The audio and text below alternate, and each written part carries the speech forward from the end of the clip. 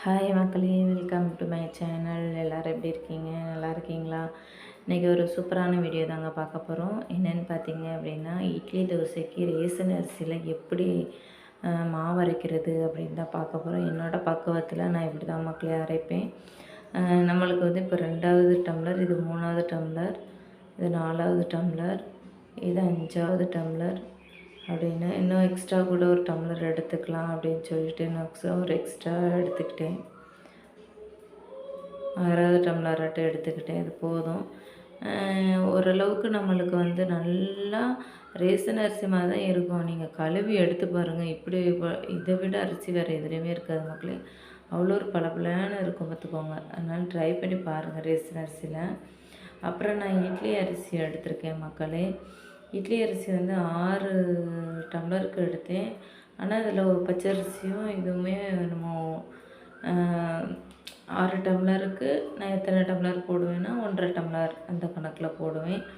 இட்லி அரிசி வந்து போட்டு செய்யும்போது இட்லி கொஞ்சம் இன்னும் கொஞ்சம் நல்லா சாஃப்டாக இருக்கும் பார்த்துக்கோங்க.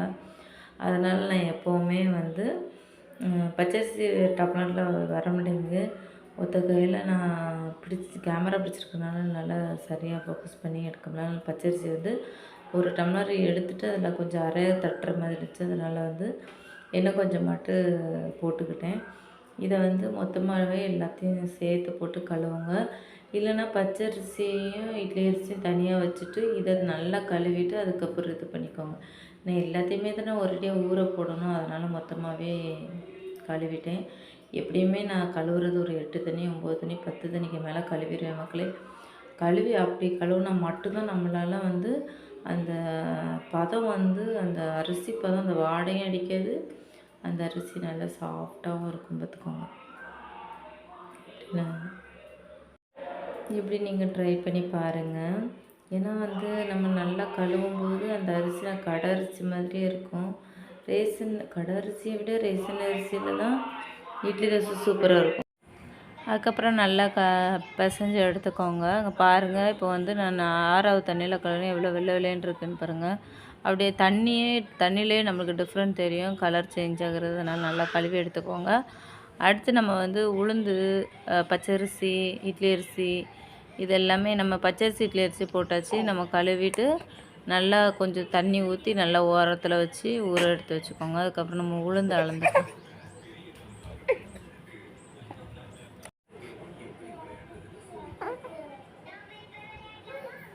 நான் எப்போவுமே 1 கிலோ உளுந்து வாங்கி வைப்பேன் மக்களே. உளுந்து வந்து நம்ம வீட்டில் எப்போவுமே ஸ்டாக்காக இருக்கும். ஏன்னா இட்லிக்கு உளுந்து நமக்கு பார்த்திங்க அப்படின்னா இட்லிக்கு கூடுதலாக நம்ம உளுந்து தான் அதிகமாக சேர்ப்போம். அதுக்கு தான் நார்மலாகவே நம்ம உளுந்து வந்து வீட்டில் நம்ம ஸ்டாக்காக வச்சுக்கிட்டே இருந்தால் தான் இட்லி தோசை அப்படின்னு ஏதாவது ஒன்று டிஃபன் ஐட்டமாக போட்டு செஞ்சுக்கலாம் மக்களே. அதுக்கு தான் அந்த உளுந்தையுமே நல்லா கழுவி எடுத்துக்கணும். உளுந்து வந்து வேறு ஒரு பாத்திரத்தில் நீங்கள் நனைய போடுங்க. ஏன்னா நம்ம அரிசியோடு நனைய போட முடியாது இல்லையா? அதான் நல்லா பிசைஞ்சு அதை ஒரு தனி பாத்திரத்தில் நனைய போடுங்க மக்களே. நானும் நல்லா எல்லாம் அந்த உளுந்தையுமே நான் 5 6 தண்ணியில் மாற்றி மாற்றி நான் அலசி எடுத்துக்கிட்டேன் மக்களே. நம்ம எவ்வளோ தூரத்துக்கு அலசுகிறோமோ அப்போ தான் அந்த அதில் உள்ள அழுக்கு எல்லாமே போகும். 2வது என்னது ஒரு விஷயம்னா, நீங்கள் கழுவிட்டு அதை ஊற வைப்பீங்க பார்த்தீங்களா, அந்த தண்ணி நல்ல தண்ணியாக இருக்கணும். ஏன்னா ஊறும்போது அந்த தண்ணி வந்து ஊற ஊற அந்த சத்தெல்லாம் உள்ளே போகும். அந்த தண்ணியை வச்சே தொளிச்சு நீங்கள் ஆட்டி எடுக்கலாம் மக்களே. ஏன்னா இப்போ நான் வந்து நல்லா கழுவிட்டேன். கழுவி ஒரு தண்ணியில் ஊற வச்சுருக்கேன் அப்படின்னா அது நல்ல தண்ணியை ஊற வச்சுக்கோங்க. இப்போ ஊற வச்சுருக்கேன்னா ஊற வச்சுட்டு அதை வந்து சத்தெல்லாம் உள்ளே இருக்கும்ல, அது இறங்கி அதனால் இது வந்து கொஞ்சம் வெந்தயம் போட்டுக்கோங்க. வெந்தயம் மோஸ்ட்லி நிறைய பேர் போடுவீங்க, போட மாட்டீங்க, அது உங்கள் விருப்பம். நான் கொஞ்சம் வெந்தயம் போட்டிருக்கேன். எல்லாத்தையும் மிக்ஸ் பண்ணிவிட்டு நம்ம அதை வந்து ஒரு வாரமாட்டு நம்ம எடுத்து வச்சுருவோம். ஏன்னா வந்து நம்ம அது நல்லா கொஞ்சம் இது ஒரு 8 மணி நேரம் கிட்ட நம்ம ஊறணும். அப்போ தான் இட்லி தோசைக்கு நம்மளுக்கு நல்லாயிருக்கும். உங்களுக்கு டைம் வைக்க முடியுமோ ஒரு நைட்டு ஃபுல்லாக கூட வச்சு காலையில் கூட அரைச்சிக்கலாம். இல்லை காலையில் வச்சு கூட நைட்டுக்கு கூட அப்படியே இப்போ பார்த்தீங்க நம்மளுக்கு அரிசி வந்து நல்லா ஊறிட்டு, அரிசி உளுந்து எல்லாம் நல்லா நம்மளுக்கு ஊறிட்டுங்க. ஊறினதுக்கப்புறமா நம்ம அதை வந்து அடுத்த ஸ்டெப்பை வந்து நம்ம அரைக்கிறதுக்கு ஸ்டார்ட் பண்ண போகிறோம். உளுந்து வந்து நல்லாவே ஊறிட்டு, அரிசியுமே நம்மளுக்கு வந்து இங்கே பாருங்கள், அரிசியுமே நல்லா ஊறிட்டு மக்களே. இதையுமே நம்ம நல்லா அரைச்சி எடுத்து வச்சுக்கலாம்.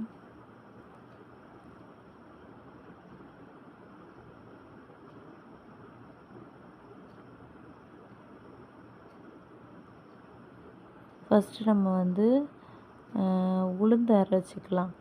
ஏன்னா வந்து உளுந்து அரைச்சி வச்சிட்டோம் அப்படின்னா தான் நம்மளுக்கு எப்போவுமே மாவு அரைச்சாலே ஃபஸ்ட் நம்ம வழக்கமாக உளுந்து தான் மக்களே அரைப்போம். கிரைண்டர் எல்லாத்தையும் தூக்கி மேலே எடுத்து வச்சுக்கிறேன். நம்மளுக்கு சல்லுமுள்ளுன்னு கிரைண்டர் சத்தம் ஓடுறதுனால எப்போவுமே கீழே துணி விரிச்சிட்டு அதுக்கு மேலே கிரைண்டர் வைப்பேன். இது வந்து கிரைண்டர் துடச்சி முடிச்சுட்டு வழக்கமாக கிரைண்டர் மேலே ஒரு துணி வச்சு மூடி வைப்பேன். அந்த துணி தான் இது. அதையே கீழே விரிச்சிட்டு அப்படியே நம்ம வந்து ப்ராசஸை ஸ்டார்ட் பண்ணிடலாம் அப்படின்னு சொல்லிட்டு நான் எடுத்து வச்சுருக்கேன் மக்களே. இப்போ நம்ம சுவிட்சை போட்டுட்டு லைட்டாக வந்து, ஏன்னா நம்ம வந்து ஃபஸ்ட்டு ஆட்டி முடித்ததுக்கப்புறமாட்டு நம்மளுக்கு வந்து கல் வந்து வழக்கமாக நம்ம கழுவி தானே இப்போ ஒருக்கா அலசிக்கோங்க. ஏன்னா வந்து கல்லை அப்படியே போட்டு அப்படியே போட்டுறாதீங்க, கொஞ்சம் லைட்டாக அலசிட்டு அதுக்கப்புறம் வைங்க. நான் அதுக்கப்புறம் போய் அலசிட்டு வந்தேன் மக்களே. இப்போ வந்து கொஞ்சம் கொஞ்சம் உளுந்து போட்டுக்கோங்க. உளுந்தை வந்து தொளிச்சு விட்டு ஆட்டணும். நல்லா அரிசியை வந்து தண்ணி ஊற்றி ஆட்டணும்னு சொல்லுவாங்க. உளுந்து வந்து அரைப்பட மெதுவாக தான் அரைப்பட தொளிச்சு தண்ணி தொளிச்சு ஆட்டணும். அரிசி வந்து நீங்கள் தொளிச்சுலாம் ஆட்ட முடியாது, போய் ஸ்ட்ரக் ஆகி நின்றுக்கிடும். அதில் அரிசிக்கு தண்ணியை நிறைய ஊற்றி அப்புறம் அரிசியை ஊற்றி அதுக்கப்புறம் நல்லா ஆட்டணும். நான் உளுந்து எல்லாத்தையுமே போட்டுட்டேன் இப்போது. அது வந்து நல்லா நம்மளுக்கு அரைச்சி தரட்டு, அது வரைக்கும் நம்ம கொஞ்சம் வெயிட் பண்ணலாம் அப்படின்னு சொல்லிட்டு மூடி போட்டுட்டேன் மக்களே. மூடி போட்டு க்ளோஸ் பண்ணிவிட்டு கொஞ்சம் வெயிட் பண்ணேன். கொஞ்சம் நேரம் கழிச்சிட்டு வந்து ஓப்பன் பண்ணி பார்த்துக்கலாம் அப்படின்னு சொல்லிட்டு விட்டு ஓப்பன் பண்ணி பார்த்தா கொஞ்சம் நிறையா தான் இருக்குது. லைட்டாக இன்னும் கொஞ்சம் தண்ணி கொடுத்து தொளிச்சிக்கலாம் அப்படின்னு சொல்லிட்டு தண்ணி எடுத்து லைட்டாக தொளிச்சு விட்டேன் மக்களே. அப்படியே தொளிச்சு ஆட்டணும் மக்களே.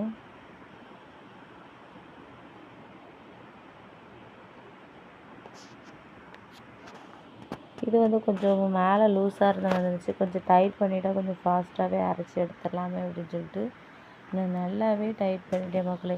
இது உளுந்துங்கிறதுனால சாஃப்டாக அரைச்சி நல்லா மெதுன்னு தந்துடும். அரிசி போடும்போது ரொம்ப ஹார்டாக இருந்துடுமா நம்மளுக்கு. அரிசி போடும்போது அந்த இதெல்லாம் போய் நம்மளுக்கு இடையில பிடிக்க ஆரம்பிச்சிடும், ஸ்டக் ஆகி பாதியில் நின்றுக்கும். ரொம்ப கொஞ்சம் கொஞ்சமாக போட்டு எத்தனை நேரத்துக்கு அரைக்கிறது.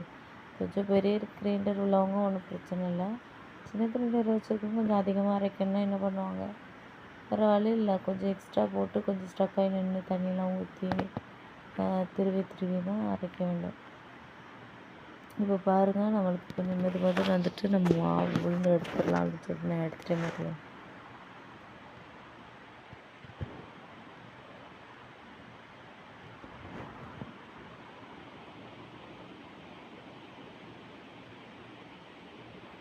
நான் எல்லா உளுந்தையுமே எடுத்துட்டேன். இப்போ கிரைண்டர் ஒரு கிரைண்டர் தான் ஓடிட்டுருக்கு. இந்த நேரத்துக்கு நம்ம உளுந்து எல்லாத்தையும் தனியாக எடுத்து வச்சுட்டு அரிசி போட்டுக்கலாம். அதுலேயே அரிசியை போட்டு ஆட்டிக்கலாம்.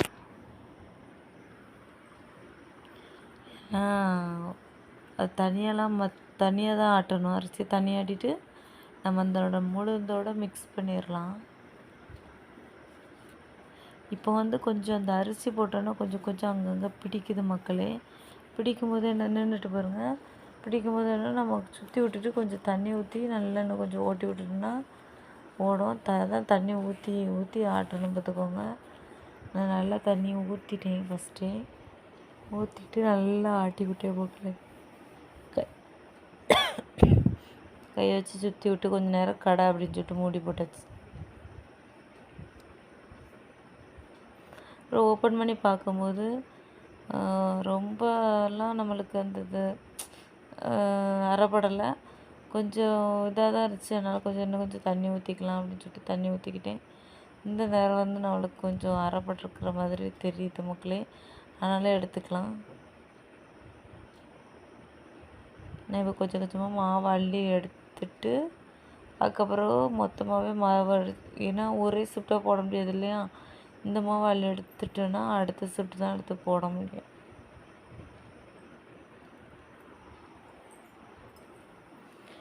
அப்படி 2 ஷிஃப்ட்டாக போட்டு நான் மாவு அரைச்சி எடுத்தேன் மக்களே.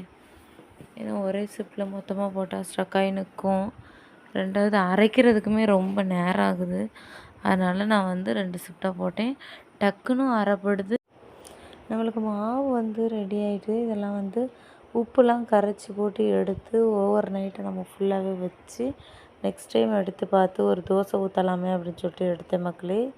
தோசைக்கு நம்ம தனியாக ஒரு பாத்திரத்தில் கொஞ்சமாக மாவு எடுத்து உங்களுக்கு மட்டும் காமிக்கிறதுக்காக கொஞ்சமாக மாவு எடுத்து ஊற்றி பார்த்தேன். சரி நம்ம வந்து தோசை ஊற்றி காமிச்சா தானே உங்களுக்கும் தெரியும் அதோட பக்குவம் எப்படி இருந்துச்சு, நல்லா இருந்துச்சா நல்லா இல்லாமல் இருந்துச்சா அப்படிங்கிறதுனால நான் ஒரு ட்ரை தோசை ஊற்றி பார்ப்போம்னு பார்த்தேன்.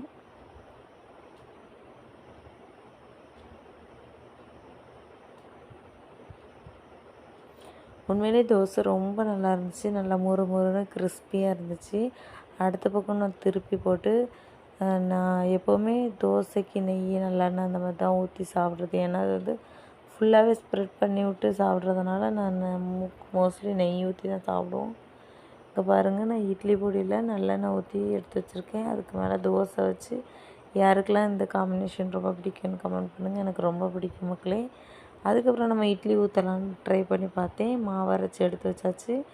அது வேறு ஒரு இதில் நம்மளுக்கு இட்லி பதத்துக்கான மாவு எடுத்து வச்சுருக்கு. பெரிய இட்லியும் ஊற்றப்போகிறோம். ரெண்டாவது மினி இட்லி நல்லாயிருக்கும். மினி இட்லிக்கு சாம்பாருக்கும் அல்டிமேட்டு. இது எல்லாத்தையும் நம்ம ஊற்றியாச்சு. ரெண்டாவது மினி இட்லி தான் குட்டி குட்டியாக ஊற்றி வச்சுருக்கேன். இது பிள்ளைங்களுக்கு நம்மளுக்கு கொடுக்கலாம் மக்களே. அதனால் மெயினாக குழந்தைங்களுக்காக நான் இந்த மினி இட்லி இதை வாங்கினேன்.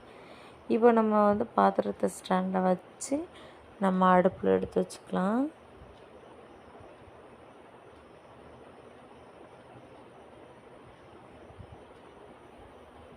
வச்சுட்டு நம்ம கொஞ்சம் நேரம் கழித்து பார்ப்போம் எப்படி வெந்திருக்கு அப்படின்னு சொல்லிட்டு.